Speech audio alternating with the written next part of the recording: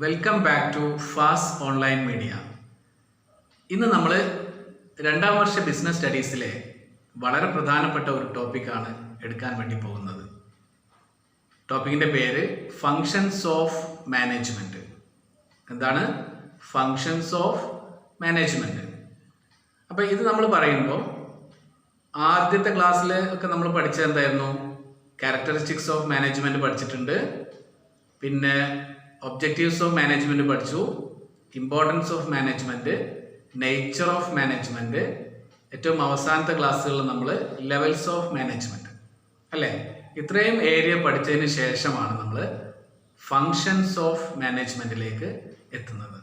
അപ്പോൾ ഇന്നത്തെ ക്ലാസ്സിൽ നമുക്ക് what are the different functions of management എന്നുള്ളത് പഠിക്കാം.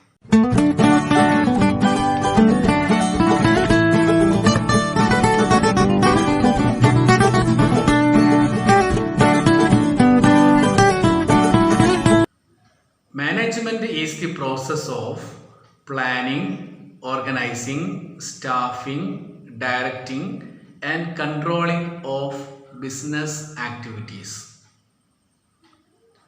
ഇങ്ങനെ നമുക്ക് പറയുമ്പോൾ മാനേജ്മെൻറ്റ് എന്ന് പറയുന്നത് ബിസിനസ്സിൻ്റെ പ്രവർത്തനങ്ങളെ പ്ലാൻ ചെയ്യുകയും കൺട്രോൾ ചെയ്യുകയും ഓർഗനൈസ് ചെയ്യുകയും അതിനാവശ്യമായ സ്റ്റാഫുകളെ നിയമിക്കുകയും അവർക്ക് ഡയറക്ഷൻ കൊടുക്കുകയും ഒക്കെ ചെയ്യുന്ന ഒരു പ്രോസസ്സിന് പറയുന്ന പേരാണ്.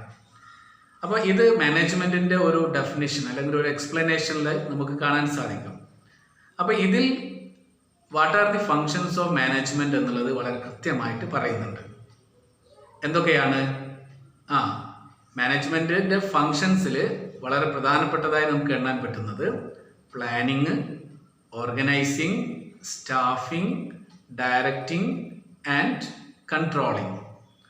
So these are the important functions of management. ഇതിൻ്റെ മറ്റൊരു പ്രത്യേകത എന്താണെന്ന് ചോദിച്ചു കഴിഞ്ഞാൽ ഇത് നമുക്ക് വളരെ കുറച്ച് മാത്രമാണ് ഈ ഒരു ചാപ്റ്ററിൽ പഠിക്കാനുള്ളത്. എന്താണിത് ഓരോന്നുമെന്ന് മാത്രമേ ഉള്ളൂ നമുക്ക് ഇതിൽ പഠിക്കാനുള്ളൂ.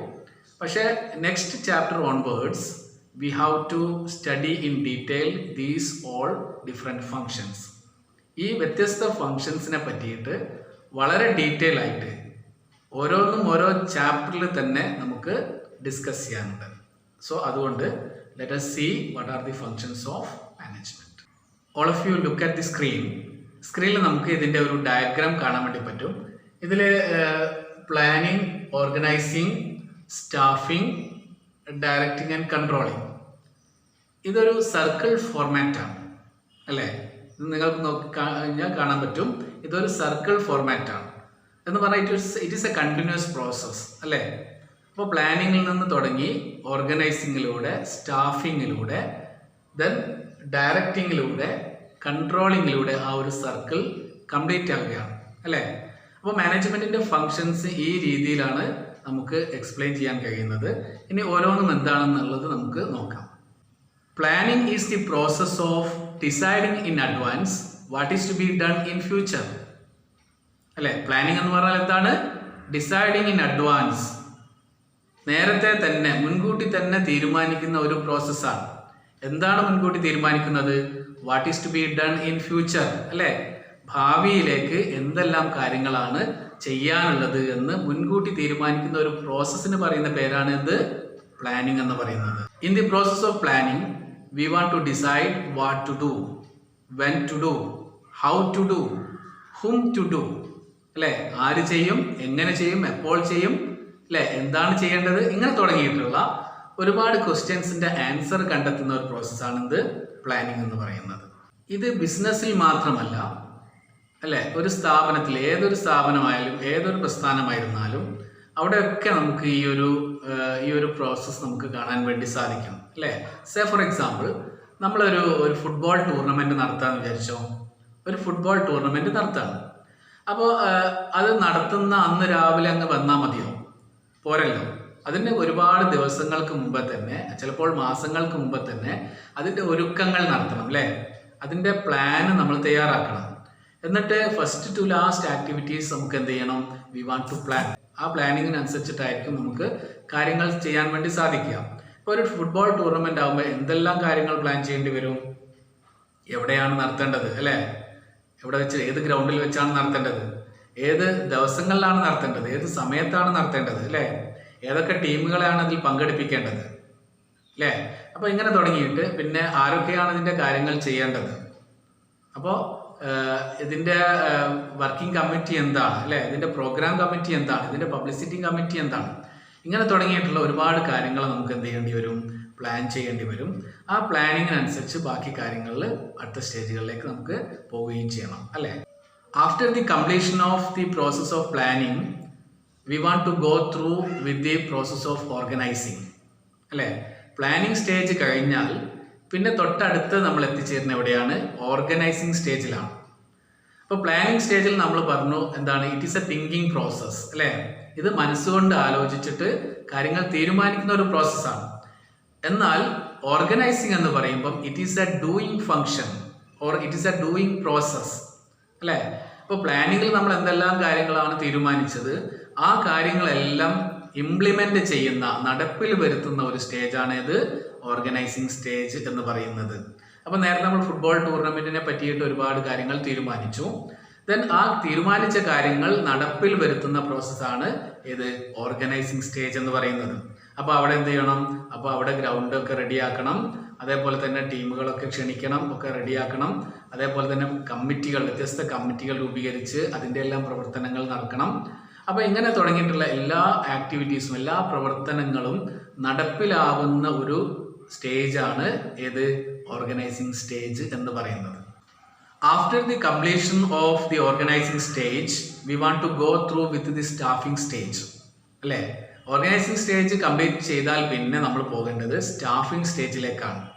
എന്താണ് സ്റ്റാഫിംഗ് എന്ന് പറഞ്ഞു കഴിഞ്ഞാൽ, it is the process of appointing the right person into the right job at the right time അല്ലേ.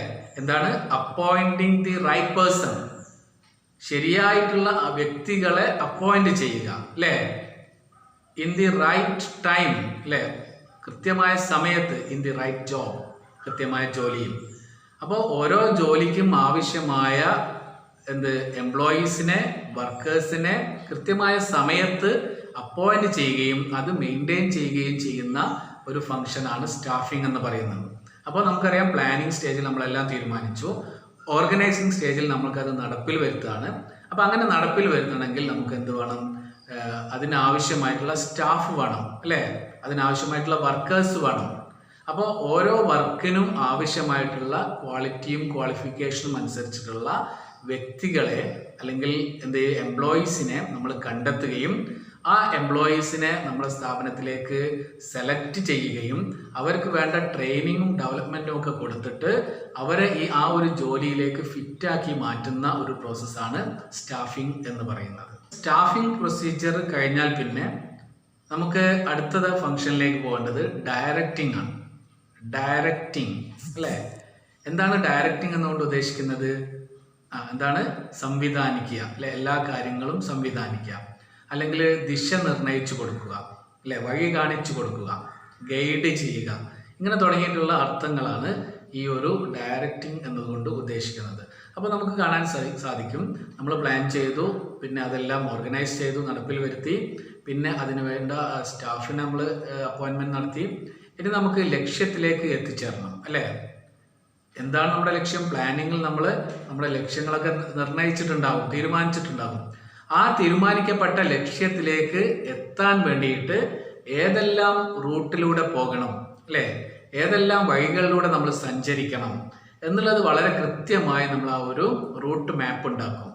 ആ റൂട്ട് മാപ്പ് ഉണ്ടാക്കി എവിടെയാണ് എത്തിച്ചേരുക? ഏറ്റവും അവസാനം അത് എത്തിച്ചേരുന്നത് സ്ഥാപനത്തിൻ്റെ ലക്ഷ്യങ്ങൾ നേടിയെടുക്കുന്ന ഒരു പ്രോസസ്സിലേക്കായിരിക്കും. So directing is for the purpose of achieving the organisational objectives. സ്ഥാപനത്തിൻ്റെ ലക്ഷ്യങ്ങൾ നേടിയെടുക്കുന്ന അതിലേക്കുള്ള ഒരു വഴിയാണ്, ഒരു റൂട്ടാണ് എന്ത് ഡയറക്റ്റിംഗ് എന്നതുകൊണ്ട് ഉദ്ദേശിക്കുന്നത്. It consist of supervising, leadership, motivation and communication അല്ലേ. ഈ 4 എലമെന്റ്സ് ആണ് അതിൽ ഒരുമിച്ച് ചേരുന്നത്. എന്തൊക്കെയാണ്? സൂപ്പർവൈസിംഗ് ഉണ്ട്, അതേപോലെ തന്നെ ലീഡർഷിപ്പ് ഉണ്ട്, കമ്മ്യൂണിക്കേഷൻ ഉണ്ട്, അതേപോലെ തന്നെ മോട്ടിവേഷൻ ഉണ്ട്. ഈ 4 എലമെന്റ്സ് കൂടി ചേർത്തുകൊണ്ടാണ് ഡയറക്റ്റിംഗ് പ്രൊസീജിയർ നമുക്ക് സാധിക്കുന്നത്. ദെൻ ഏറ്റവും അവസാനത്തെ ഒരു ഫംഗ്ഷനിലേക്ക് നമ്മൾ പോവുകയാണ്. കൺട്രോളിംഗ് ഫംഗ്ഷൻ ആണത് അല്ലേ. അപ്പം ഏതെല്ലാം കഴിഞ്ഞു? പ്ലാനിങ് കഴിഞ്ഞു, ഓർഗനൈസിങ് കഴിഞ്ഞു, സ്റ്റാഫിംഗ് കഴിഞ്ഞു, ഡയറക്റ്റിംഗ് കഴിഞ്ഞു, and the last one controlling. So in the process of controlling, we want to control the activities of the business as compared with the planned activities. നമ്മൾ പ്ലാൻ ചെയ്ത കാര്യങ്ങളും ആയിട്ട് ഇതിനെ compare ചെയ്യുകയാണ് അല്ലേ. The comparison between the planned activities and the performed activities. നമ്മൾ plan ചെയ്ത കാര്യങ്ങളും പെർഫോം ചെയ്ത എന്ന് പറഞ്ഞു കഴിഞ്ഞാൽ ബിസിനസ്സിൽ യഥാർത്ഥത്തിൽ നടന്നിട്ടുള്ള കാര്യങ്ങളുമായി നമ്മൾ കമ്പയർ ചെയ്യുന്നു. Whether it is any mistake happened or committed at the time of performance of the activities, we want to correct that mistakes. അല്ലേ, എന്തെങ്കിലും മിസ്റ്റേക്കുകൾ സംഭവിച്ചിട്ടുണ്ടെങ്കിൽ നമ്മൾ എന്ത് ചെയ്യണം? കറക്റ്റ് ചെയ്യണം. ആ കറക്ഷൻ പ്രോസസ്സ് നടക്കുന്നത് എവിടെയാണ്? ഈ ഒരു കൺട്രോളിംഗ് സ്റ്റേജിലാണ്. നമ്മൾ പ്ലാൻ ചെയ്തതുപോലെ തന്നെയാണ് മുമ്പോട്ട് പോകുന്നതെങ്കിൽ there is no mistake അല്ലേ, there is no correction.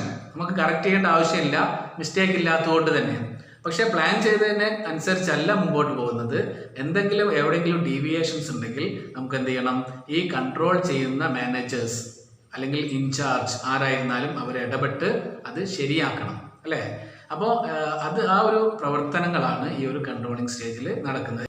Okay friends, അപ്പോൾ ഇത്രയും ഫങ്ഷൻസ് ആണ് നമുക്ക് പഠിക്കാനുള്ളത്. നമ്മൾ പറഞ്ഞു ഇതെല്ലാം വളരെ ഡീറ്റെയിൽ ആയിട്ട് അടുത്ത ചാപ്റ്റേഴ്സ് മുതൽക്ക് നമുക്ക് പഠിക്കാനുണ്ട്. അതുകൊണ്ട് ജസ്റ്റ് ഒന്ന് മെൻഷൻ ചെയ്യുക മാത്രമാണ് ഇവിടെ ചെയ്തിട്ടുള്ളത്. Planning, organising, staffing, directing and controlling അല്ലേ. അപ്പോൾ ബാക്കിയുള്ള പോയിന്റുകൾ നമുക്ക് അടുത്ത ക്ലാസ്സിൽ ഡിസ്കസ് ചെയ്യാം. Okay, thank you all of U.